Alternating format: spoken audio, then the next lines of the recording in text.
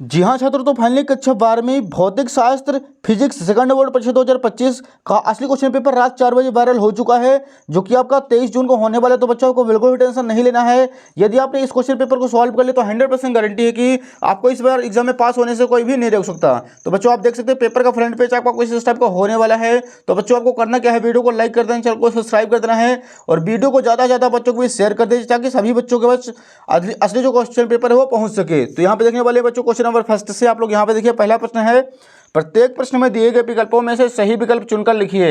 ए number question है, किस उपकरण का उपयोग वोल्टेज नियंत्रक के रूप में किया जाता है? इसका आंसर करना है option number 3 Zener diode. Question number B है, ओमी प्रतिरोध है। इसका आंसर हो जाएगा ऑप्शन नंबर सेकंड तांबे का तार। क्वेश्चन नंबर सी है, संयुक्त सूक्ष्मदर्शी में नेत्रिका की फोकस दूरी अभिदर्शी की फोकस दूरी से अधिक होती है। क्वेश्चन नंबर डी है बच्चों, एक प्रोटॉन में न्यूनतम आवेश होता है। इसका आंसर करना है 1.6 × 10⁻⁻19 कूलम। अगला क्वेश्चन नंबर ई है, किसी कुंडली का स्वप्रेरकत्व निर्भर नहीं करता है। इसका आंसर करना है ऑप्शन नंबर सेकंड कुंडली में प्रवाहित धारा पर। अगला क्वेश्चन नंबर एफ है, ट्रांसफार्मर किस सिद्धांत पर आधारित होता है? इसका आंसर हो जाएगा ऑप्शन नंबर सेकंड अन्योन्य प्रेरण के सिद्धांत पर। अगला क्वेश्चन नंबर जी है, विद्युत चुम्बकीय तरंगें उत्पन्न होती हैं। इसका आंसर हो जाएगा बच्चों ऑप्शन नंबर फर्स्ट त्वरित आवेश से। तो बच्चों यहाँ पे क्वेश्चन नंबर फर्स्ट कंप्लीट हो चुका है। अगले क्वेश्चन के लिए मूव करते हैं नेक्स्ट पेज पर। यहाँ पे देखिए बच्चों प्रश्न क्रमांक 2 है, रिक्त स्थानों की पूर्ति कर लिखिए। पहला प्रश्न है, सबसे अधिक आवृत्ति की विद्युत चुम्बकीय तरंगें गामा किरणों की होती है। दूसरा क्वेश्चन है, धारावाही परिनालिका वृत्ताकार लोब की भांति व्यवहार करता है। तीसरा प्रश्न है, मीटर सेतु व्हीटस्टोन सेतु के सिद्धांत पर आधारित है। चौथा क्वेश्चन है, जल के अंदर वायु का बुलबुला अपसारी यानी अवतल लेंस की भांति व्यवहार करता है। पांचवा है, नंद गेट का बूलियन व्यंजक होता है वाई कोलेडो और वी का वार। छठवां प्रश्न है बच्चों, आकाश का नीला दिखाई देने का कारण प्रकाश का प्रकीर्णन है। और सातवां हो जाएगा, विद्युत परिपथ में वोल्ट मीटर को सदैव समांतर क्रम में जोड़ा जाता है। तो बच्चों यहाँ पे प्रश्न क्रमांक 2 भी अपना कंप्लीट हो चुका है एंड इसका आप लोग फटाफट स्क्रीनशॉट ले लीजिए। अगला क्वेश्चन देखिए बच्चों अगले पेज पर। यहाँ पे हमारे सामने क्वेश्चन नंबर 3 है, सही जोड़ी मिलाइए। एक साइड खंडा आ, दूसरे साइड है खंड वा। पहला प्रश्न है, संयुक्त सूक्ष्मदर्शी की आवर्धन क्षमता। इसका आंसर हो जाएगा option number D -VO/UO × 1 + D/FE। Second question है बच्चों, ब्रूस्टर का नियम। इसका आंसर हो जाएगा प्रकाश का ध्रुवण। तीसरा है बच्चों, अवरक्त किरणें। इसका आंसर करना है विलियम हर्शेल। चौथा है इलेक्ट्रॉन वोल्ट। तो इसका आंसर हो जाएगा ऊर्जा का मात्रक है। पांचवा हो जाएगा बच्चों, डायनेमो विद्युत चुम्बकीय प्रेरण। छठवां है अमीटर धारा नापने का यंत्र है। और सातवां है विद्युत सामर्थ्य। इसका आंसर करना है VI। तो बच्चों यहाँ पे प्रश्न क्रमांक 3 भी अपना कंप्लीट हो चुका है। इसका आप लोग स्क्रीनशॉट अच्छे से ले लीजिए। अगले क्वेश्चन के लिए मूव करते हैं नेक्स्ट पेज पर। यहाँ पे प्रश्न क्रमांक 4 है, प्रत्येक कथन का एक वाक्य में उत्तर दीजिए। पहला क्वेश्चन है, लेंस की फोकस दूरी लेंस की क्षमता पर किस प्रकार निर्भर करती है? तो इसका आंसर हो जाएगा व्युत्क्रम होती है, अर्थात P = 1/F होता है। किस गेट को व्युत्क्रम गेट कहा जाता है? इसका आंसर हो जाएगा नॉट गेट को। तीसरा क्वेश्चन है, लेंज का नियम किस सिद्धांत पर आधारित है? इसका आंसर हो जाएगा ऊर्जा संरक्षण के नियम पर। अगला प्रश्न चौथा है, देहली आवृत्ति क्या है? तो कम आवृत्ति के विकिरण से प्रकाश इलेक्ट्रॉन सर्जित नहीं होने देते।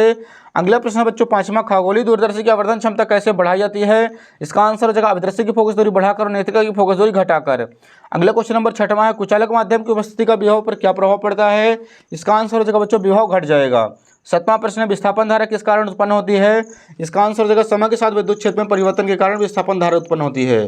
तो डियर यहाँ पे प्रश्न क्रमांक 4 भी अपना क्वेश्चन कंप्लीट हो चुका है। इसका आप लोग फटाफट स्क्रीनशॉट ले लीजिए। अगला प्रश्न देखिए, यहाँ पे प्रश्न क्रमांक 5 दिया गया है, ओम के नियम की कोई दो सीमाएं लिखिए। तो यहाँ पे देखिए बच्चों पांचवें का आंसर लिखेंगे। सबसे पहले ओम के नियम की सीमाएं, ओमी प्रतिरोध। जो चालक ओम के नियम का पालन करते हैं उन्हें ओमी चालक कहते हैं। ओमी चालकों के प्रतिरोध को ही ओमी प्रतिरोध कहा जाता है। नेक्स्ट हेडिंग है अनओमी प्रतिरोध। जो चालक ओम के नियम का पालन नहीं करते हैं उन्हें अनओमी चालक कहते हैं। अनओमी चालकों के प्रतिरोध को ही अनओमी प्रतिरोध कहा जाता है। अगला क्वेश्चन देखिए डियर, अगला क्वेश्चन नंबर छठवां है, लॉरेंज बल किसे कहते हैं? तो इसका आंसर लिखना हमें, जब कोई बिंदु आवेश की ऐसे क्षेत्र में जहां विद्युत क्षेत्र और चुंबकीय क्षेत्र दोनों उपस्थित हो गति करता है, तो दोनों क्षेत्रों द्वारा आवेश पर आरोपित बल को लॉरेंज बल कहा जाता है। तो यह हो जाएगा बच्चों क्वेश्चन नंबर 6वें का आंसर। इसका भी आप लोग स्क्रीनशॉट ले लीजिए। अगले क्वेश्चन देखिए बच्चों अगले पेज पर। यहाँ पे हमारे सामने क्वेश्चन नंबर 7 है, एक पारदर्शक माध्यम का ध्रुवण कोण 30 डिग्री है तो अपवर्तन कोण का मान ज्ञात कीजिए। तो यहाँ पे देखिए बच्चों इसका आंसर लिखेंगे, एक पारदर्शक माध्यम का ध्रुवण कोण IB = 30 डिग्री है। सूत्र μ = tan IB होता है। tan 30 डिग्री, तो tan 30 की वैल्यू होती है 1/√3। अतः अपवर्तन कोण का मान 1/√3 है। तो ये हो जाएगा बच्चों क्वेश्चन नंबर 7 का आंसर। अगला क्वेश्चन देखिए बच्चों, यहाँ पे 8 नंबर है, विद्युत चुम्बकीय प्रेरण के लिए फैराडे का दूसरा नियम लिखिए। तो यहाँ पे हेडिंग डालना है फैराडे का दूसरा नियम। प्रेरित विद्युत वाहक बल का मान चुंबकीय फ्लक्स में परिवर्तन की दर के अनुक्रमानुपाती होता है। सूत्र के रूप में एप्सिलॉन इक्वल माइनस d∅v/dt। ये हो जाएगा क्वेश्चन नंबर 8 का आंसर। इसका भी आप लोग स्क्रीनशॉट ले लीजिए। अगला क्वेश्चन देखिए बच्चों, यहाँ पे क्वेश्चन नंबर 9 है। सिद्ध कीजिए कि विद्युत क्षेत्र के किसी समांतर पृष्ठ से गुजरने वाला विद्युत फ्लक्स का मान शून्य होता है। तो ये लीजिए बच्चों क्वेश्चन नंबर 9 का आंसर ये आप लोग यहाँ पे स्क्रीन में देख सकते हैं। आपको पूरा सॉल्यूशन कराना तो यहाँ पे लास्ट निकल गएगा। अतः विद्युत क्षेत्र के किसी समांतर पृष्ठ से गुजरने वाला विद्युत फ्लक्स का मान शून्य होता है। अगला क्वेश्चन देखिए बच्चों, अगले पेज पर दिया गया है। यहाँ पे हमारे सामने बच्चों क्वेश्चन नंबर 10 है। खतरे का सिग्नल जो है संकेत लाल रंग का होता है क्यों? तो ये लीजिए बच्चों 10वें का आंसर लिखेंगे। लाल रंग के प्रकाश का तरंग दैर्ध्य अधिक होता है, जिससे रैली के नियमानुसार वायुमंडल के अणुओं द्वारा लाल रंग के प्रकाश का प्रकीर्णन बहुत कम हो जाता है। अतः लाल रंग के सिग्नल को दूर से देखा जा सकता है। यह हो जाएगा 10वें का आंसर।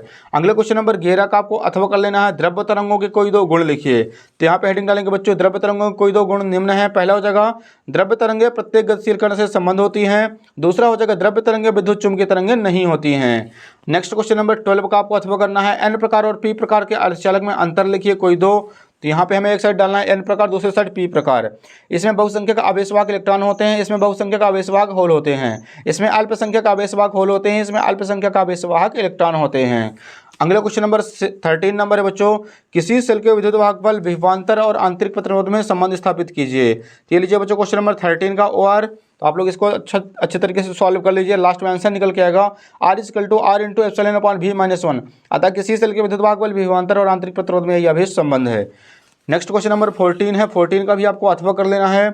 विद्युत परिपथ की सहायता से विभवामापी का सिद्धांत समझाइए। तो ये लीजिए बच्चों 14 का आंसर, 14 का अथवा आप लोग इसका फटाफट स्क्रीनशॉट ले लीजिए। अगला क्वेश्चन देखिए बच्चों 15 नंबर है। सरल सूक्ष्मदर्शी एवं खगोलीय दूरदर्शी में अंतर लिखिए कोई तीन। तो ये लीजिए बच्चों 15 का आंसर आप लोग यहाँ पे देख सकते हैं। एक साइड हेडिंग डालना है सरल सूक्ष्मदर्शी, दूसरी साइड खगोलीय सूक्ष्मदर्शी। पहला हो जाएगा इसमें एक उत्तल लेंस का प्रयोग किया जाता है, इसमें दो उत्तल लेंसों का प्रयोग होता है। दूसरा हो जाएगा इसमें लेंस की फोकस दूरी बहुत कम होती है, इसमें अभिदर्शक लेंस की फोकस दूरी ज़्यादा तथा नेत्रिका लेंस की फोकस दूरी बहुत कम होती है। तीसरा पॉइंट लिखेंगे इसमें आँख को लेंस के पास रखना चाहिए, इसमें आँख को नेत्रिका लेंस के पास रखना चाहिए। अगले क्वेश्चन बच्चों अगले पेज पर दिया गया है। यहाँ पे हमारे सामने क्वेश्चन नंबर 16 है बच्चों। अपचाई ट्रांसफार्मर में वोल्टेज 11000 वोल्ट से 440 वोल्ट में परिवर्तित होता है। यदि प्राथमिक कुंडली में फेरों की संख्या 8000 है तो द्वितीय कुंडली में फेरों की संख्या ज्ञात कीजिए। ये लीजिए बच्चों 16 का आंसर सबसे पहले लिखेंगे दिया है NP = 8000, VP बराबर आ जाएगा 4000, NS फाइंड करना, VS बराबर 440 वोल्ट। सॉल्व करेंगे बच्चों तो यहाँ पे NS की जो वैल्यू निकल के आएगी 320 फेरे। ये हो जाएगा बच्चों क्वेश्चन नंबर 16 का राइट आंसर। इसका आप लोग फटाफट स्क्रीनशॉट ले लीजिए। अगला क्वेश्चन देखिए बच्चों क्वेश्चन नंबर 17 का आपको अथवा कराना है। PN संधि डायोड क्या है? डायोड का अग्रमनित के रूप में किस प्रकार उपयोग किया जाता है समझाइए। क्वेश्चन नंबर 18 है। संधारित्र किसे कहते हैं? समांतर प्लेन संधारित्र की धारिता के लिए व्यंजक निगमित कीजिए। लास्ट क्वेश्चन देखिए बच्चों 19 नंबर है। AC जनित्र किसे कहते हैं? प्रत्यावर्ती धारा जनित्र का रेखा चित्र बनाकर कार्यविधि का वर्णन कीजिए। इसका अथवा भी आप लोग कर सकते हैं। LCR परिपथ का वर्णन निम्नलिखित बिंदुओं के आधार पर कीजिए। पहला लिखना हमें विद्युत परिपथ के बारे में बताना है, दूसरा है फेजर आरेख, तीसरा है परिणामी वोल्टेज, चौथा हो जाएगा बच्चों प्रतिबाधा और पांचवा हो जाएगा कालांतर। तो बच्चों यहाँ पे अपना सारा का सारा असली क्वेश्चन पेपर कंप्लीट हो चुका है। उम्मीद है कि आपको वीडियो पसंद है। वीडियो को लाइक कीजिए, चैनल को सब्सक्राइब कर लीजिए, क्योंकि बाकी आपके सारे विषय के असली क्वेश्चन पेपर इसी यूट्यूब चैनल पर मिलने वाले हैं।